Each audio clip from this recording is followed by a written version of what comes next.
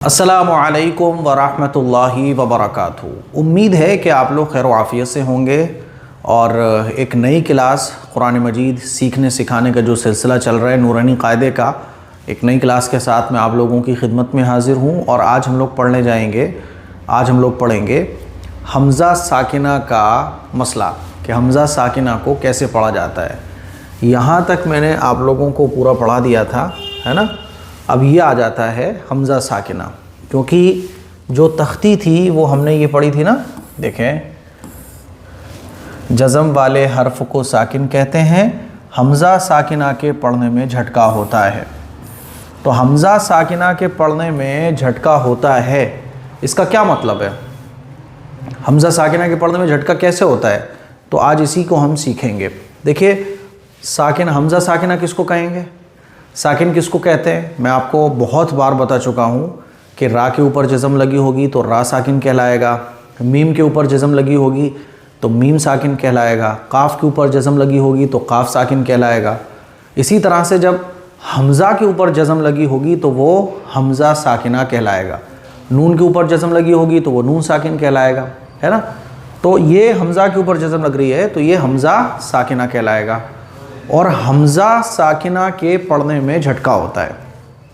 کیسے جھٹکا ہوتا ہے آج اسی کو ہم لوگ سیکھیں گے۔ دیکھیں بسم اللہ الرحمن الرحیم، اس کی میں تھوڑی سی لائٹ بڑھا لیتا ہوں تو اور اچھا نظر آئے گا۔ دیکھیں حمزہ قاف زیر اق، را حمزہ زبر را، اقرا، تو یہ جو جھٹکا پڑ رہا ہے را حمزہ زبر را، را حمزہ زبر را، تو یہ ہے حمزہ ساکنہ کے پڑھنے میں جھٹکا ہوتا ہے۔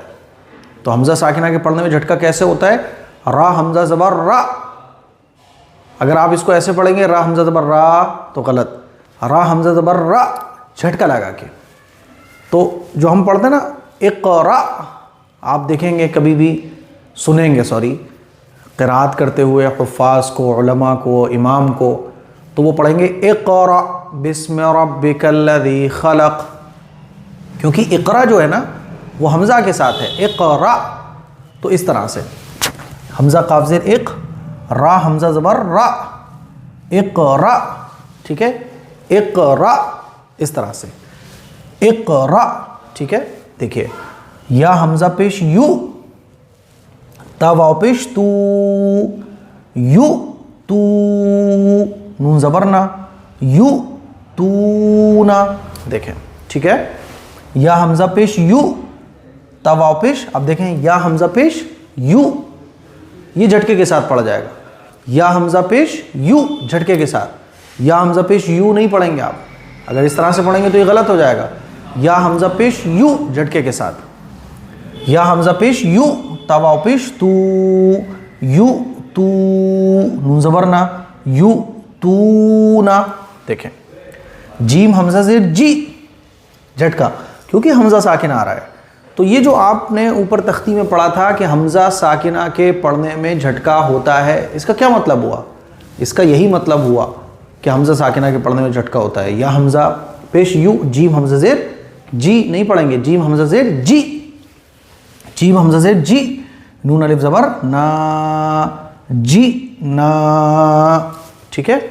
دیکھیے یا حمزہ زبر یا، اب دیکھیں یا حمزہ زبر یا، اگر آپ سے کوئی یہاں پوچھے کہ یا کو آپ جھٹکے کے ساتھ کیوں پڑھ رہے ہیں تو آپ سیدھا سا اس کو جواب دیں گے کیونکہ حمزہ ساکنہ کے پڑھنے میں جھٹکا ہوتا ہے، اور یہ حمزہ ساکنہ ہے۔ دیکھو حمزہ کے اوپر جزم لگ رہی ہے تو یہ حمزہ ساکنہ ہو گیا، اور حمزہ ساکنہ کے پڑھنے میں جھٹکا ہوتا ہے تو یا حمزہ زبر یا، یا حمزہ زبر یا، میم پیش مو، یا مو، را واو پیش رو، یا مرو، نون زبر نا، یا مرونا، یا مرونا، ٹھیک ہے۔ دیکھیں اقرا، اقرا، یؤتونا، جئنا،